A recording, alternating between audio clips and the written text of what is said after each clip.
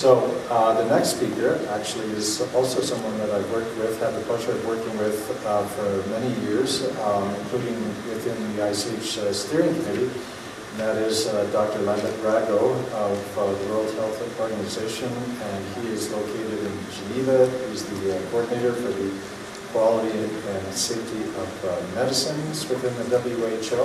And Dr. Rago is going to be joining us via Skype. I'm crossing my fingers saying that. He joined us successfully last year in Panama this way. And I'm just wondering if we could call upon Dr. Rago. Lambert, can you hear me? Yes, I hear you, Mike. Okay, good. There you go. You do again sound like the voice of God on your speakers.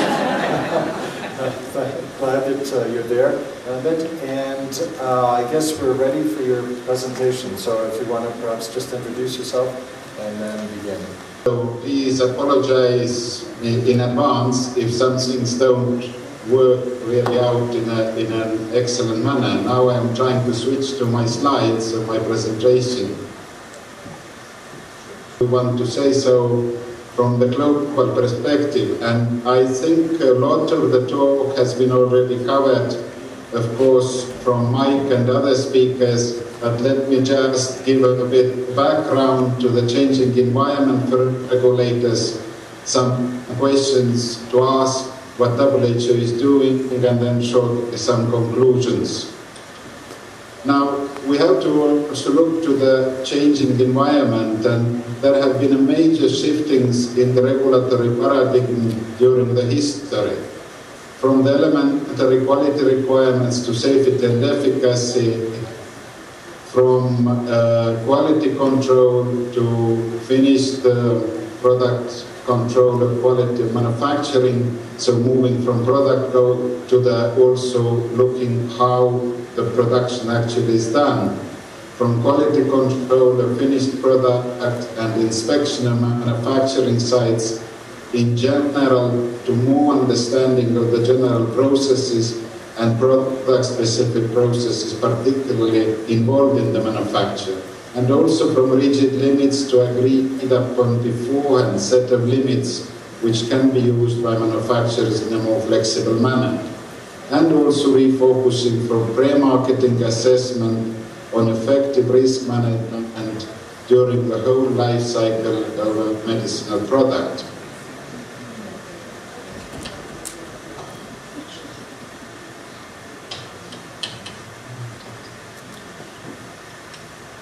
I have difficulty in, I think we are a bit stuck.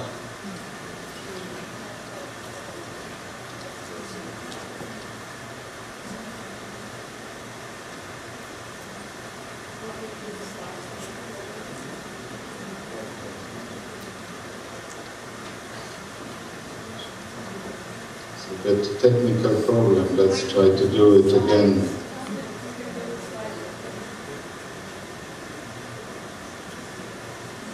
So now it should be the second slide on, and I hope it is.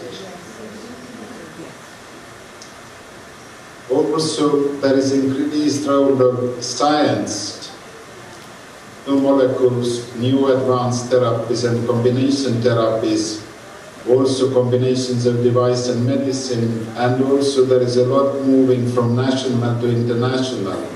Not a single regulator today can work meaningfully in isolation and not using other regulators' experience, knowledge, information.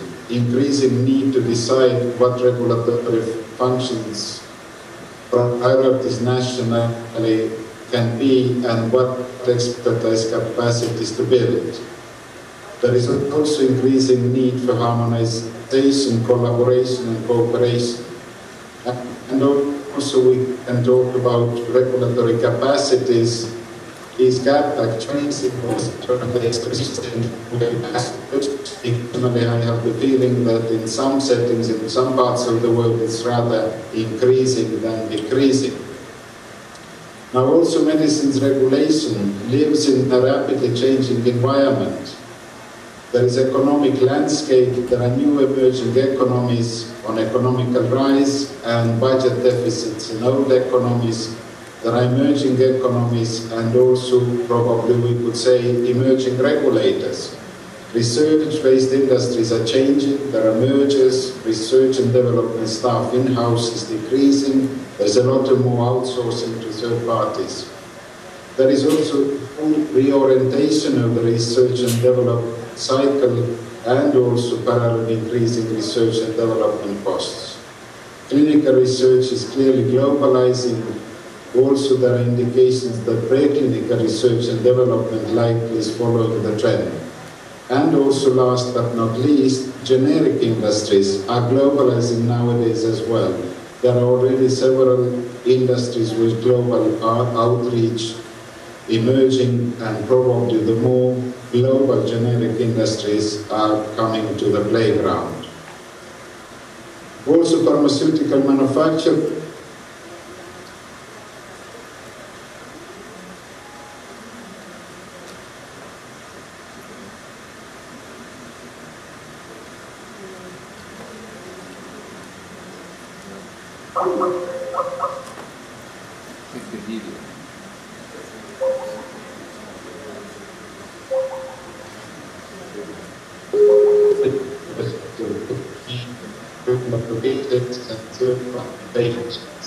more interaction, operations, health technology assessments, and also consequently with the reimbursement, how the medicines get reimbursed, do all the medicines authorized need to get reimbursed. And also there is public increasing concerns about the safety of medicines and increasing public awareness about the safety issue. Increasing concerns about access and affordability price, increasing demands for more transparency and patients' involvement, and need for better communication strategies to the public. But also problems continue. There is really relative lack of regulatory capacity in many countries globally. In spite of some progress in developing regulatory capacities, the gap between well-resourced and less-resourced regulators may have increased. Quality still remains the problem. It's the year 2012 where there was 135 plus lethal cases due to the quality problems in one of our member states. And also eternal regulatory chicken and egg problem. Is regulating products more important and comes first, or is it regulatory oversight of markets and supply chain? What comes first and how you could make the balance between the two? And also market control and supply chain security remains an outstanding issue. There is a lot of regulatory assessment carried out in different WHO regions. You heard about the assessment in the Americas region, but there is also regulatory authorities assessments going on in other regions. True, there are certain differences because mostly these assessments are trying to identify the gaps and trying to find the evidence base how to do the more efficient capacity building and strengthening of national regulatory authorities. These are just some examples from the 26 countries assessed in the African region. Also, there are some good news. Regulatory transparency has been increasing. If to look what we do, WHO study globally looking on the National Medicines Regulatory Authorities websites in 2001, and if we look the different regions of the WHO today, we can clearly see that there's a lot of more regulatory websites up and running, and moreover, many of them are much more substantial by the amount of information and also can offer much more transparency. Now, of course, regulators have a very clear and important role in access, and also short one could say that building regulatory capacity for health products, including medicines, should be seen as part of overall health system strengthening. Not a single effective healthcare system can do without effective health products regulation. And not a single regulator today can function properly without effective collaboration. For the last, also capacity is needed. And regulatory harmonization, collaboration, and the new term that is used, convergence, should be seen through prism of its potential to facilitate access to good quality medicines through collaborative efforts. Well, what are the issues? And I think these issues should be very openly put on the table. Can all the national regulators assess and inspect all the new innovative products that come to the markets? Can they do the same with even generic medicines? Does repetitive assessment and inspections give added value? How to build confidence in scientific assessment, inspections carried out by other parties? How regulators can best contribute to the public health with the resources they have. All regulators, starting from very small up to the very big one, are complaining about lack of resources. But in many settings, it's unlikely that there will be huge increase of the resources available. So the problem is how we can do a better job with the existing resources.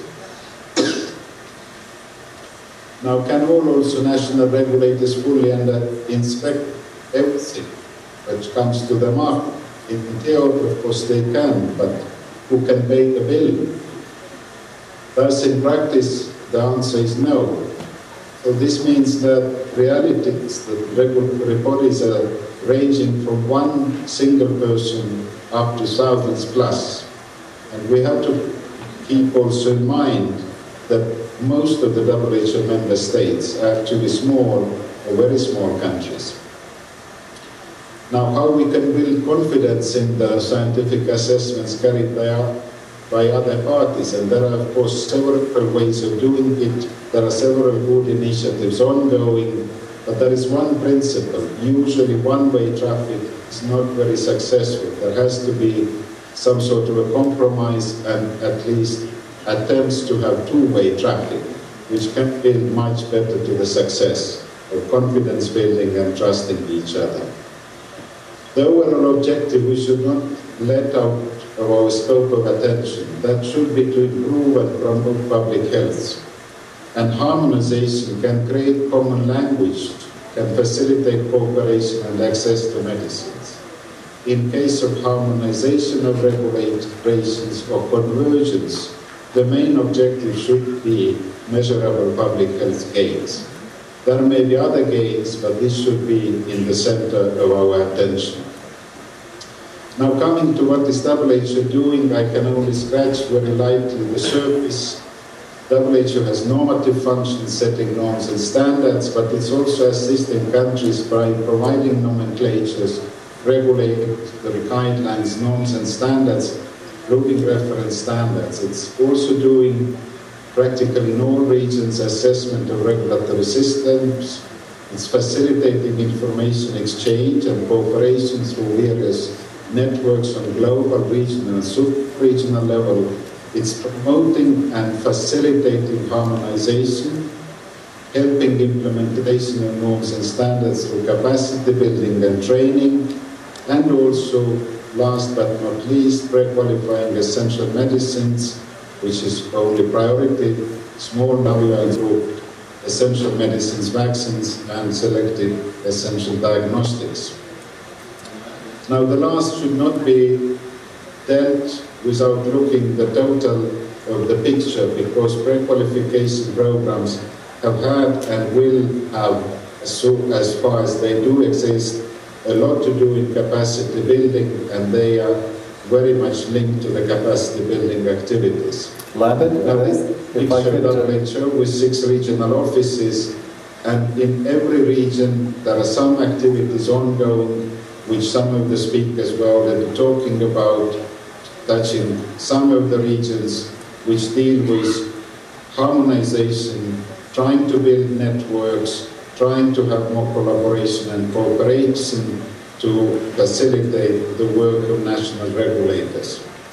I can mention that also the African continent, which was long seen lagging behind, is now a very ambitious continental plan for the business regulatory harmonization, which has started to move using the existing background of regional economic blocks. Now, this is just to stand some sort of example of setting norms and standards. It's the webpage of Expert Committee on Specifications for Pharmaceutical Preparations. This is the committee that establishes WHO GMP and other important norms and standards. This is the example of quality assurance of blood products. And now I am coming to networks, only bringing again some examples. There are networks which are regional, there are networks which are sub-regional, but there are also global regulators networks, and one of those is blood regulators network.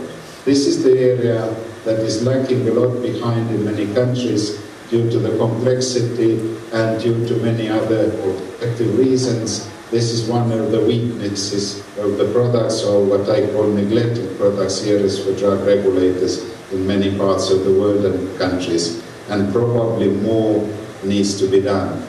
Now, this is the ICHO website, which was mentioned, that there is some sort of initiatives to try to have common understanding about the guidelines and some parts of the world to implement them. Now, how can regulators best contribute to the public health with the resources they have? This is what we have always to keep in mind and try to look what can be done. And people have to be pragmatic. Now, the collaboration has been carried out and discussed in many fora, and one of them is International Conference of Drug Regulatory Authorities, which has had also appropriate recommendations. The slides aren't up right now. Conclusions could be that regulatory capacity building, promotion of collaboration and harmonization will continue to be one of WHO priorities. Cooperation and harmonization can help to direct the expert knowledge and resources to performance of the functions that can improve public health and facilitate access to medicines, including essential medicines. One important thing to consider is that no good regulation without overall good governance, accountability, transparency, fair and equal treatment of all regulated parties taking place. Making medicines is not anymore a local business, and the area of local operating regulators quietly but steadily starts to end. The future medicines regulation is likely more in harmonization, collaboration and networking. Regulators starting to function more as a functional network rather than individual players, and individual players focusing on what they can give the best added value.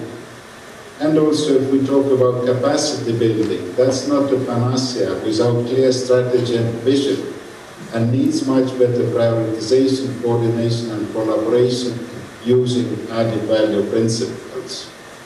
And last but not least, harmonization, cooperation and collaboration needs also human resources and other resources. Collaboration, harmonization and convergence, it is a work, and it has also a price. Thus, to make it happen, it has to be built in staff post descriptions and duties, because we have the experience that empty chairs are not extremely good in collaborating and making convergence happen. Thank you.